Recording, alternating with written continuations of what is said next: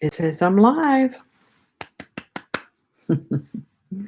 Welcome to this day in history for November 29th. November 29th is the 333rd day of the year in the Gregorian calendar, 334th in leap years, with 32 days remaining to the end of the year. We're almost at the end of November. My goodness, where has the year gone? Sometimes quickly and sometimes slowly. Anyway, moving on. Today's word is partition. Partition is a noun that has to do with the action or state of dividing or being divided into parts. This can take place in a country or a state or a building. There are also definitions or applications of the term partition in chemistry and in computing, but those fields are a wee bit over my head. So we'll just stick to the definition as it applies to countries, states, or buildings. Partition. You'll hear it again in today's broadcast. I'd like to take a moment to mention that links to my research are included in the show notes. Ask you to go ahead and click that like button. Consider subscribing if you haven't already, and let me know your thoughts in the comments section. Feel free to share this video with others also, by the way.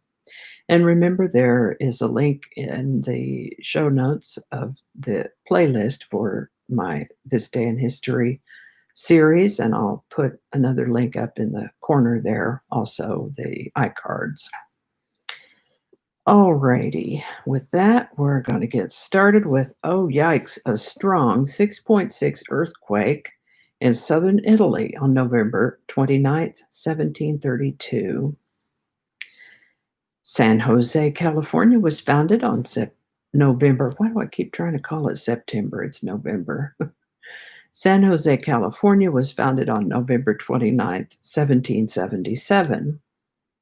On November 29th, 1783, a 5.3 magnitude earthquake hit New Jersey.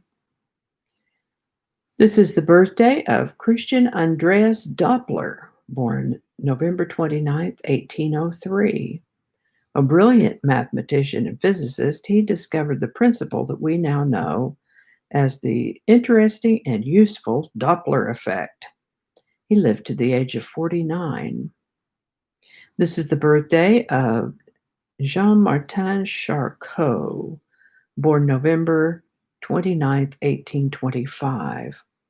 He performed research in the fields of psychology, particularly as regards hypnosis and hysteria, and is considered to be the founder of modern neurology.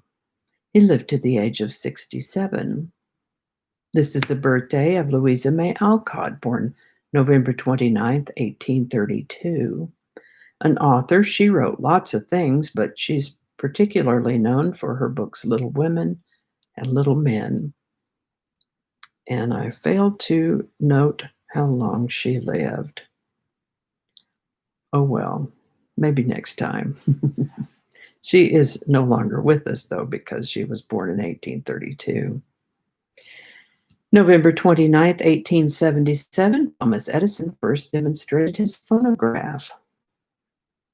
This is the birthday of C.S. Lewis, born November 29th, 1898. He was buds with J.R.R. Tolkien. He wrote Christian apologetics and fiction. He wrote the Chronicles of Narnia, the Screwtape Letters, and other works. He lived to the age of 64. It's a good day for birthdays. This is also the birthday of Madeleine L'Engle, born November 29th, 1918. She wrote fiction, nonfiction, and poetry, and is particularly known for such works as A Wrinkle in Time, A Wind in the Door, A Swiftly Tilting Planet, all of which I've read, by the way, although it was a long time ago. She wrote other things as well. I encourage you to look for and read some of these, especially A Wrinkle in Time and A Swiftly Tilting Planet. Interesting works. Madeleine L'Engle lived to the age of 88. November 29th, 1929, Admiral Richard Byrd led the first expedition to fly over the South Pole. Now, do you remember today's word partition? On November 29th, 1947, the United Nations voted for partition of Palestine. On November 29th, 1952, President-elect Eisenhower went to Korea as promised to see what could be done to end the conflict there. On November 29th, 1961, a chimpanzee named Enos became an astronaut when he was launched into space on the Mercury Atlas 5 mission. The spacecraft orbited Earth twice and splashed down off the coast of Puerto Rico. President Lyndon Johnson established the Warren Commission on November 29, 1963.